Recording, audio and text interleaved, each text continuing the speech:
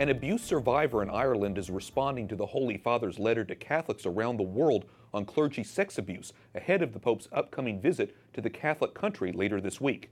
In a tweet, Maury Collins writes, "Statements from the Vatican or Pope should stop telling us how terrible abuse is and how all must be held accountable. Tell us instead what you are doing to hold them accountable. That is what we want to hear. Working on it is not an acceptable explanation for decades of delay."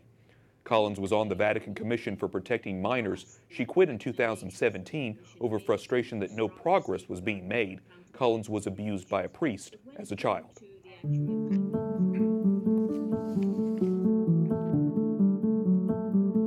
Tracy Harkin is with EWTN Ireland and will be hosting EWTN's coverage of the World Meeting of Families this week. She joins us from Dublin. Marie Collins told our Lauren Ashburn in a recent interview with News Nightly that the church is obsessed with secrecy, and she finds it a huge impediment to moving forward. So, Tracy, how are other Catholics in Ireland reacting to the Pope's statement? I think, Wyatt, there's a general consensus of welcome for what the Pope has said in his recent statement. It's been big news over the last day or so in our media, in our talk shows.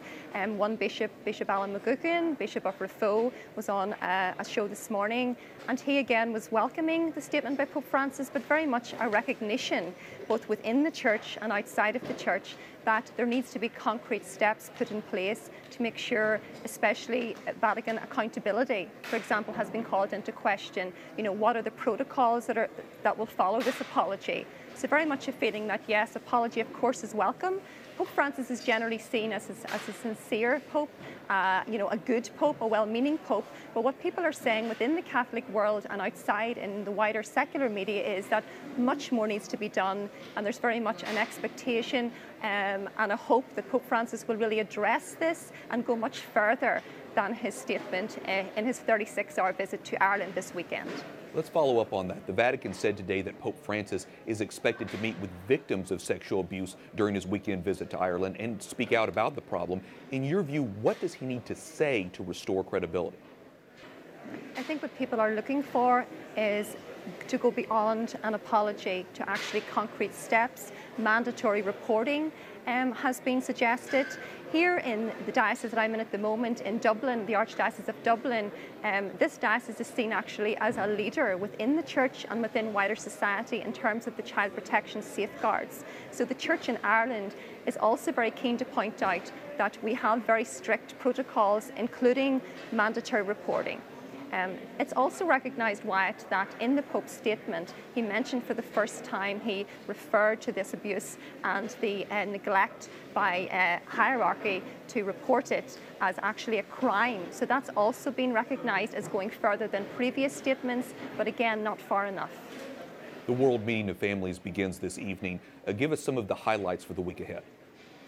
Well, the World Meeting of Families officially begins this evening in the 26 dioceses throughout Ireland. In our major cathedrals, there is evening prayer which will be celebrated. There will be bells ringing throughout the country, and that also includes non-Catholic Christian denominations. We're hoping that they will join in that.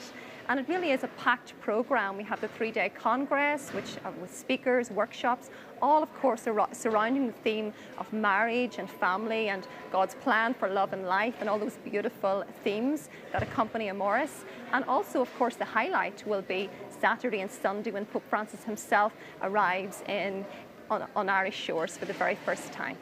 Okay, and as we mentioned, EWTN will be covering that all week long and throughout the weekend. Tracy Harkin with EWTN Ireland, thanks so much. Thank you, Wyatt.